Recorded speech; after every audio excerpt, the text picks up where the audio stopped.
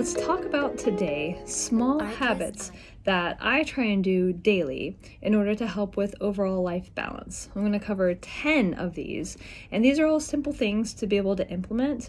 And when done consistently, it's incredible to see just some of that shift in overall balance in life and how that can happen.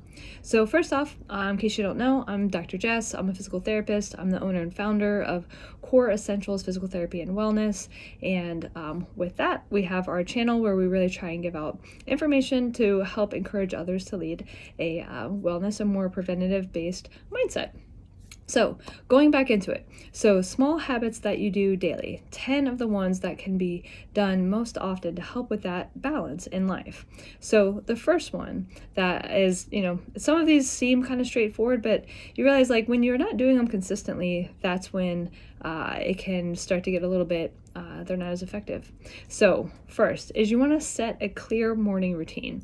So that way you kind of get up at the same time in the morning, and then each of the things that you have on that checklist are predictable, you know how long they're going to take, and it helps with that rush that will set you up to not be as prepared for as the day goes on.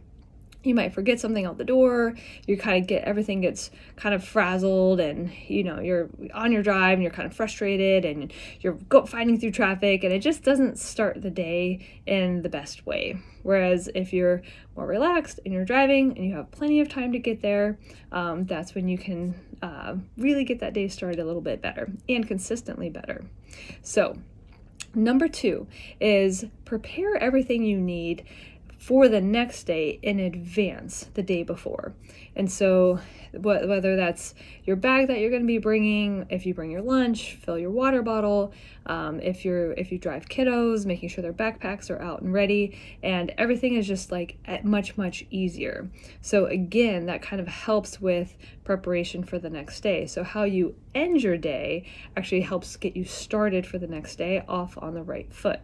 So, and that leads right into the next one. Number 3 is meal prep. So the more that you can prepare meals in advance, it will make it much easier to have healthy options that are very accessible. How you meal prep depends on you. I meal prep on the weekends. Some people will cook dinner and have like a large portion for dinner and then use the leftovers for lunches. It doesn't matter, whatever works for your schedule, but meal prepping, big time, no matter what, will help you make better, healthy choices throughout the day. The healthy choices help your brain and body function at a better level, so you're not going to get big glucose spikes and energy drops and all that kind of stuff. It's just you'll stay more balanced throughout the day with meal prep. Going into the next one is number 4, morning affirmations. And so, like I was saying with driving to work, if you're like really stressed, it doesn't start the day off well. Well, we can reverse that and say, what if we start the day off with a calm drive or walk, or walk through the house to your desk, wherever that might be, and you're saying either out loud or in your head why this is going to be a good day. Think about it. Like, why is today going to be a good day? And that is just it just gets the ball rolling in the right direction. It gets your mindset in a positive direction instead of how everything isn't going well. And from there, just see what unfolds the rest of the day. So that's going to move into some of the other things. So now we're talking about more like we're in our day. And what are some of the things now that are just daily habits that can be implemented? So number 5 is prior to interacting with somebody, practice a grounding technique, especially if you know that the interaction might be a little bit tense. It might be a personality thing. It might be a coworker that like the two of you just typically clash. It doesn't matter. You don't have to be friends with everybody, but you do need to coexist. It is what it is. So a grounding technique might be something as simple as taking some diaphragmatic breaths, being aware of where your body is in space, and practicing what is my intention and what I want to say. It could be like a grounding technique that I use is I like to, I'll put my hands, I'll sit in a chair, I'll sit back, I'll really pay attention to what my whole body is touching. And so I feel the back of my head on the chair, my arms, my legs, my feet, and then I'll take 10 deep breaths. And so it's just a way to just calm it down. Where am I in space? And then from there, it's a lot easier to find out what is my intention in the next interaction I'm about to have. So that can be very, very helpful, and it'll prevent some of the unnecessary tension that can lead into the day. So now we're going to go into number 7. So we're still in our day now. So time blocking. So time blocking is a great way to prepare yourself to have a more organized day. It will help you realize, do I actually have enough time to get all of this done? Or did I set myself up for success? Or did I set myself up for failure? It's something that I've had to learn to do, because all of a sudden this list that you have, it's like, I need to get all of this done, and there's no chance you were going to get it all done. So when you time block, you can realize, like, wow, I typically do need an hour to do this, and I need 30 minutes for this, and I need 2 hours for this. And then all of a sudden it's like, well, I don't have 15 hours in my day. So then you can be more realistic about now what needs to go and what needs to stay, what can go to another day, and you won't feel so defeated. So time blocking is huge. Now, number 8. Yes, number 8 is schedule in your exercise. So if you don't schedule it, it's not going to happen. It's not just going to magically appear into your day. We know that 30 minutes of movement at least 5 days a week is kind of the bare minimum to really have like sustained health benefits. And so how are you going to get that in? That sometimes for me is easiest around transitions. So running before I get ready for work or running right as I end work, for me, is the easiest transition. Some people have access to a shower in the middle of the day, so they might do something in the middle of the day, quickly shower, get back to work. If you aren't at work and you're doing more stuff at home, then that shower might not be as much of a big deal. If you're interacting in person, kind of is a big deal. So that just depends on you. If you schedule it, I even put it on my calendar. Like, it actually dings me, because then it's like, it's another self-accountability technique I use. And then that way, it gets done. So now let's go into number 9, glucose regulation. What I mean by this is when we eat or drink things, if it's very sugary, our glucose is going to spike, and then it might drop pretty quick. If it's something that, like I said, it's not full of more dense nutrients.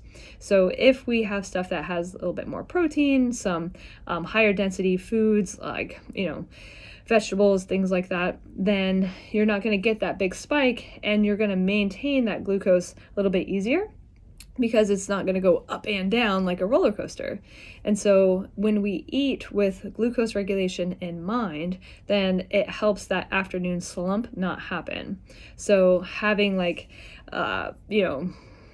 not such a heavy meal at lunch, not so full of like fried stuff, simple carbs, which is like chips, white bread, pasta, things like that, or sugary things, and portions that it's more portion control, so that way you're not having this big meal that your body has to like spend so much energy digesting, because that can definitely lead to that afternoon slump of like, woof, I'm so tired, I'm not really motivated. Now all of a sudden that time block that you put in is taking you much longer than you expected. So glucose regulation fits right into all of this to kind of set you up for success, so that you can really end work feeling accomplished, and then finish and then move on to the next part of your life, family time, whatever that might be. All right, number 10 is the last one, is just in general, utilizing simple grounding techniques preventatively. So in my office, one of the things I've got plants all over the place. Each of my plants have names. And so a grounding technique I like to use is I like to acknowledge the existence of my plant. So I might say, Lucy, you are looking so great today. One of my plants loves to like move towards the daylight and the sun, and she likes to show off and dance a little bit. And so I like to kind of name her, because Lucy only lives here. She lives here in my office. And so as I acknowledge that plant, it grounds me to this office. Lucy doesn't live at my house. Lucy doesn't live in a gym. She doesn't live somewhere else. It's only here. So as I talk to her, or Eleanor, or Penelope, I love all my plants, It's just another technique for bringing me back here to this place, to this moment, to right now, because that's where I need to be if I'm interacting right now in this moment in this office. So how you ground throughout the day matters, because if you can do it preventatively, now you're less reactionary. And so we don't want to have that big emotional reaction that could be prevented if potentially we came to something with intention instead of reaction. Not everything is preventable. I get that totally, 100%. The ones that are preventable, that'd be fantastic.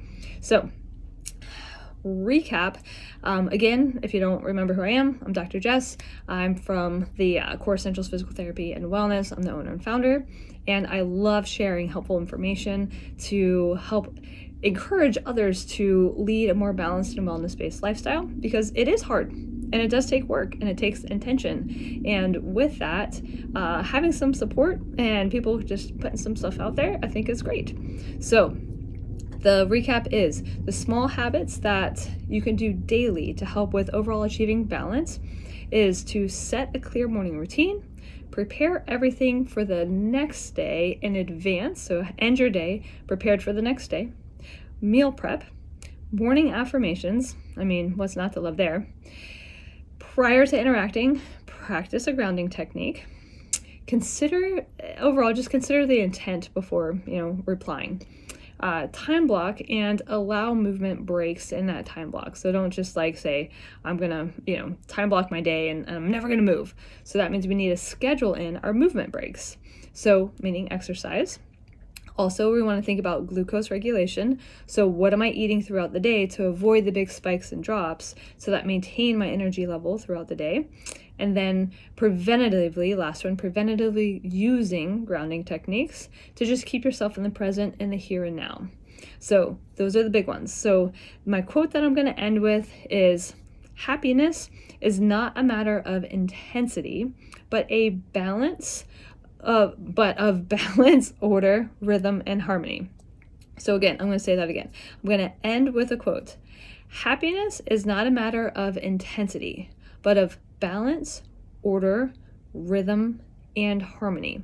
So it really takes a lot of stuff kind of working together to create balance, so that we're not putting all of our eggs into one basket or another, which is when we kind of feel like we get this kind of knee-jerk reaction to things, and then that knee-jerk isn't a sustainable change. So the whole idea is to, if we're going to make a small change, make it sustainable, and then we do another small change, and then it's sustainable, and another one, and it's sustainable, and now all of a sudden we start turning in that forward direction, and that is where we actually start to see true progress, which is really fun. So follow, like, comment, and we're happy to respond. Hopefully it's helpful.